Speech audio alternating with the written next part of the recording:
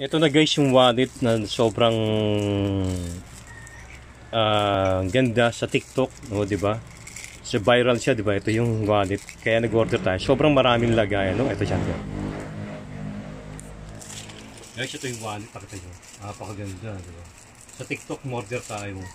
So 139 na binayaran natin, no? Oo nga guys, yung ganda, oh. Ito nyo. 'Di ba? May lagayan na siya na ano, oh. Oh. Ayan, oh. Ganda guys, oh. Napakaganda yan, oh.